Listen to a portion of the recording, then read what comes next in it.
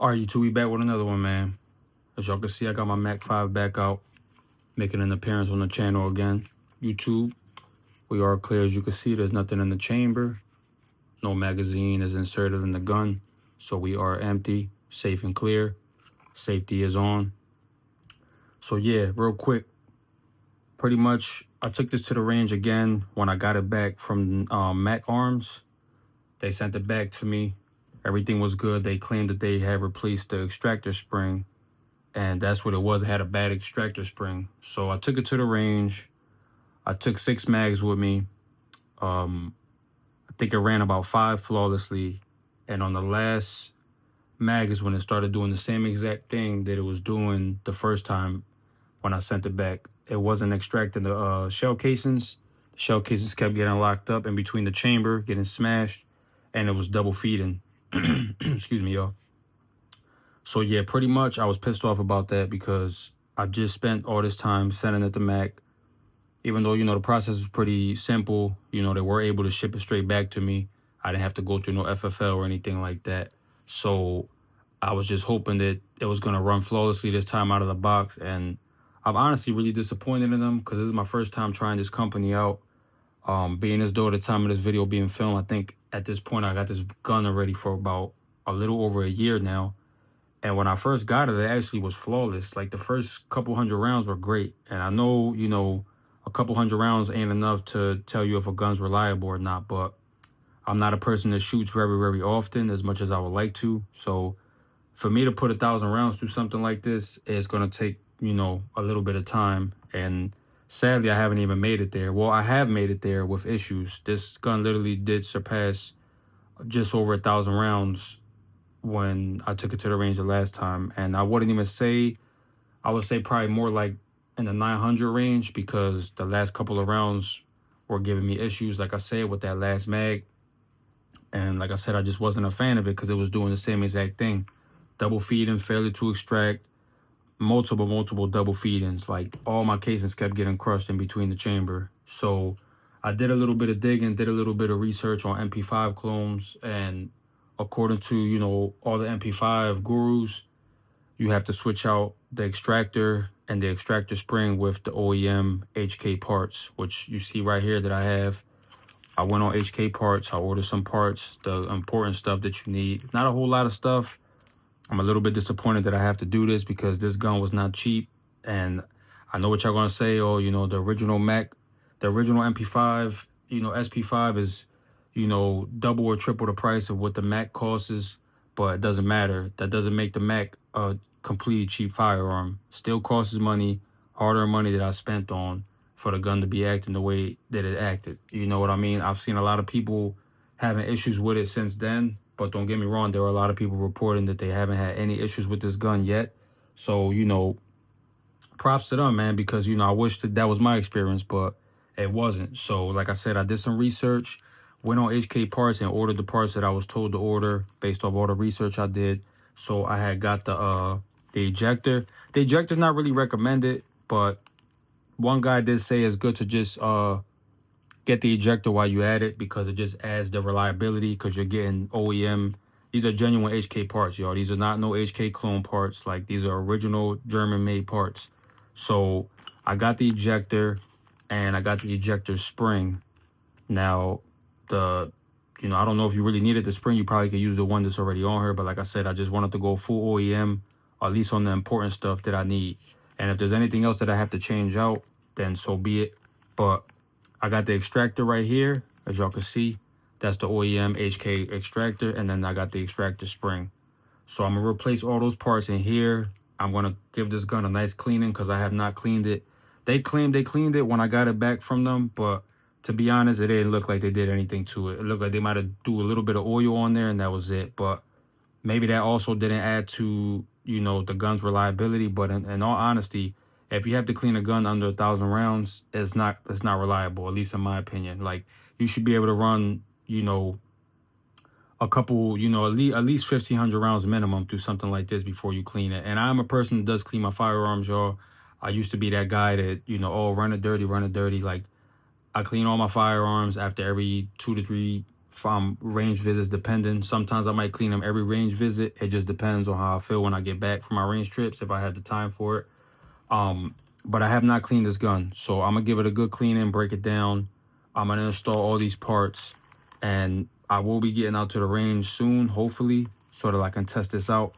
But like I said, if this goes well, I will update you guys. I'm gonna show you guys what it looks like after I get the parts on, so you can see exactly what it looks like, and then we'll pretty much go from there. But I'm not gonna do any installs on YouTube because I don't want YouTube to strike my videos. As y'all know, my days of doing live installs on here are done because, like I said, I know they've been kind of getting on everybody for that. So I'm just showing you guys the parts so you can know what to order if you go through this issue and you have a similar issue. And then, like I said, I'll put the parts on and show you guys exactly where the part replaces at.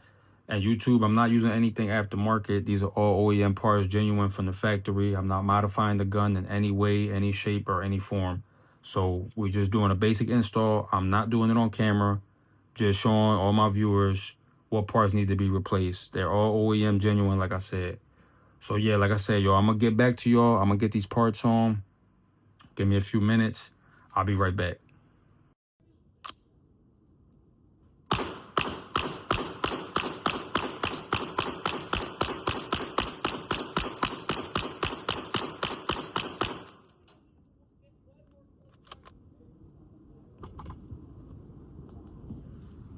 All right, y'all, troubleshooting the MK5, man. I think we finally fixed it. Got like almost 300 rounds right now through it, no issues. Suppressed and unsuppressed. I changed out the parts that I needed to change out. The extractor, the ejector, and the extractor spring. So, show y'all what the target looked like. We've been running the hell out of this thing the whole time I've been here. So that's what we're looking like right there. As you can see, accuracy has not been lost. I feel like with the new extractor and the extractor spring actually is running accurate, if that makes sense. Yeah, man, we're gonna put a couple more rounds. So far, so good. All right, YouTube, we back with another one, man. So I know I told y'all that I was gonna do the install with the HK parts and everything and then get back to y'all, but honestly, I had to take a break because I ran into a situation where I couldn't get the bolt carrier back in. As y'all know, I'm kind of fairly new with MP5s. I've actually been doing like heavy research on them this year after owning one and running into troubles with them. So just trying to find all type of different ways how to maintenance them and how to keep up with them and stuff like that. I could not for the life of me to get the bolt carrier to go back in when I was reassembling everything after I cleaned everything up and lubed it up.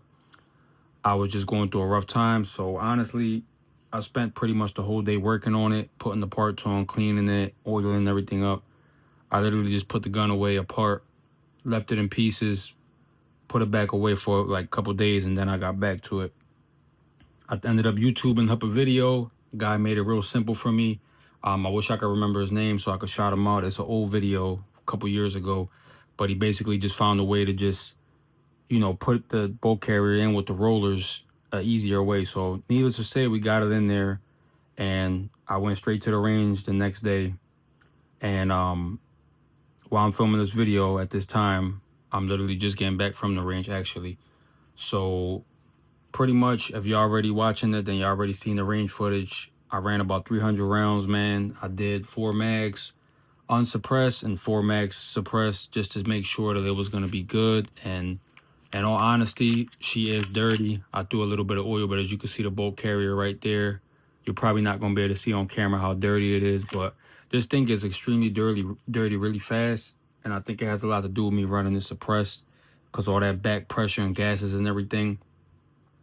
Like even my shell casings are black when they hit the floor. So I know I'm probably going to have to keep up with this thing a little bit more, rather than running a lot of rounds through it and not cleaning it carelessly. I'm probably going to have to clean this thing a little more often since I like to run it suppressed. That's kind of the setup that I already had going for this gun. That's the only reason why I actually got a suppressor specifically for this gun, because for old time's sake, for movie's sake, man, if you watched a lot of old movies back in the day, old 80s and 90s movies, a Predator, Beverly Hills Cop, I can go on for days, man. There's so many movies that the MP5 just became iconic, from every bad guy and even some of the good guys using this gun. So You know, while obviously this is not the original variant, it's still a clone of it, and I'm just happy to own one, man. So because of that, I wanted to run a suppress just for, like I said, for old time's sake. Just I grew up seeing this gun, and that's kind of how I want to build it up. So sometimes I will shoot it unsuppressed, but for the most part, the suppress is going to be for this gun only. I'll probably end up using it for other guns down the line when I get tired of running it on here, because the suppressor I have, the Dead Air Wolfman, that's a multi-cal, if y'all didn't know. So I can use that on 5.56, 7.62. So I will plan on putting on more guns just to test it out. But for the most part, it'll be stationary with this gun. So like I said, needless to say, man, I ain't going to sit here and talk your head off. I replaced, like I said, the extractor, which is right here. Like I say, you're not probably going to be able to see it, but the extractor and extractor spring sit right there. And then the ejector is obviously in your lower, in the trigger pack. The ejector sits right there. Very easy install, honestly. The hardest part, like I said, was just putting the gun back together as far as getting the bolt carrier in. But the ejector went on flawlessly easy. Didn't have any issues. Watched a couple videos on it. I had a little problem with the extractor because it's so small. So getting in and out, you got to kind of pry it out. But you also got to be careful when you pry it out because you don't want to ding up the bolt carrier. But once you get it back in, it goes in right away with the extractor. Super easy. I didn't have too many issues at all there. That was probably like, other than getting the bolt carrier back on, that was probably the only issue that I wouldn't even call it an issue. Just took a little long to kind of get the rhythm of, also finding a small tool to pry out the extractor spring and the extractor. But all in all, like I said, man, y'all already watched the range footage. I didn't put too much range footage up there because y'all already know what this gun shoots like. I just wanted to give you guys an update and let you know so you can see it actually being fired, and you guys could see that the gun's pretty much back to normal. So, I had to spend a few dollars to get us back there, but at the end of the day, it is what it is, man. Like I said, in the beginning of the video, I wasn't the happiest knowing that I had to change out parts, but a part of me is relieved that this has now some OEM internals in it, HK internals, because that'll just make the gun that much more reliable. So probably down the line, I'll probably end up changing more stuff on it, if it's necessary. But for the most part, it's running good. I mean, I ran it really well, and I did rapid firing, regular firing, if that's what you want to call it, just some double taps and things like that, regular range stuff, nothing crazy, just to kind of see how hard I can run it in small time. I didn't give it any break to cool down. Like within those 300 rounds, I think the only break it really got was me reloading my 4 mags. I also had to buy more mags for. I'm probably going to get some HK OEM ones. I heard those are the best ones to run in here, but they are very pricey. So try to look around and see if I can find some, a deal on some. But like I said, I ran it hard and no break periods in between.